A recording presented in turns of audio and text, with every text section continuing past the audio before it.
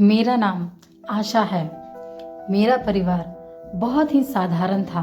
मेरे पिता नहीं हैं। हम 4 भाई बहन थे। सब में मैं सबसे बड़ी थी। मेरी माँ घर घर जाकर खाना बनाती थी। मेरी माँ ने हमें जैसे तैसे पढ़ाया लिखाया। मैं 12वीं तक पढ़ी। उसके बाद मेरे लिए एक अच्छे घर से रिश्ता आया। मेरे घर में सब इस रिश्ते से बहुत खुश हो गए। मेरी माँ को लगा कि मेरी बेटी के साथ साथ अब हमारे दिन भी अच्छे होने वाले हैं, लेकिन किस्मत को ये मंजूर नहीं था। शादी के बाद मैं अपने ससुराल चली गई। सब मुझसे बहुत प्यार से बात करते, लेकिन मेरे पति मुझसे बात नहीं करते थे। 2-3 महीने तक वो मेरे कमरे में भी नहीं आते थे। कभी माँ के पास तो कभी अपनी बहन के कमरे में ही सो जाते थे। मुझे इससे कोई फर्क नहीं पड़ता था, क्योंकि मैं उम्र में बहुत छोटी थी। इस कारण मुझे पति पत्नी के रिश्ते के बारे में कुछ पता नहीं था। फिर एक दिन मेरी चचेरी बहन का फोन आया।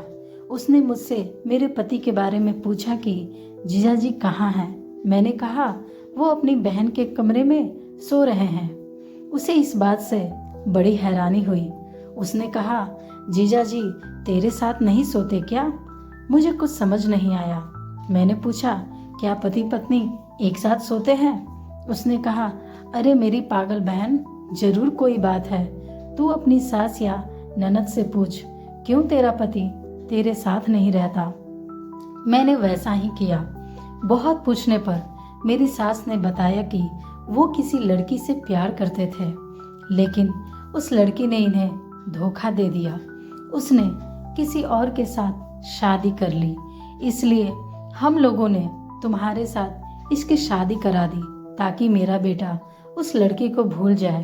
मैं कुछ बोल नहीं पा रही थी, बस रो रही थी अपनी किस्मत पर। फिर धीरे धीरे जब भी उनकी शारीरिक जरूरत होती तो वो मेरे पास आते, जब नहीं होती तो वो नहीं आते। ऐसे ही मेरी जिंदगी चल रही थी। फिर भगवान ने मुझे माँ बनने की खुशी दी। मैं 2 बेटों की माँ बनी। भले ही मेरे पति मुझसे प्यार नहीं करते थे, लेकिन अपने दोनों बेटों पर जान छिड़कते थे।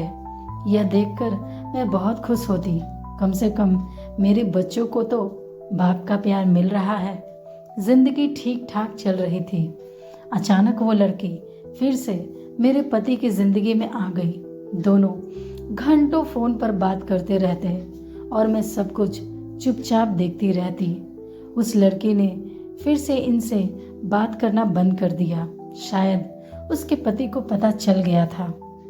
उस लड़की से बात न होने के कारण मेरे पति पागलों की तरह रहने लगे और एक दिन उन्होंने अपने जीवन को खत्म कर दिया। मेरे बच्चों के सर से बाप का साया उठ गया। उनके जाने के बाद मेरी जिंदगी और खराब हो गई। घर के सारे लोग मुझे और मेरे बच्चों को हीन भावना से देखते। हद तो तब हो गई जब मेरे ससुर जी ने कहा कि अपने बच्चों का दाखिला किसी सरकारी स्कूल में करवा लो। मैंने ठान लिया था कि मैं अपने बच्चों का जीवन बर्बाद नहीं होने दूंगी। मैं खाना बहुत अच्छा बनाती थी। फिर मैंने भी अपनी माँ की तरह घर घर जाकर खाना बनाना शुरू किया। धीरे धीरे लोग मुझे जानने लगे। लोग मेरे खाने की बहुत तारीफ करते।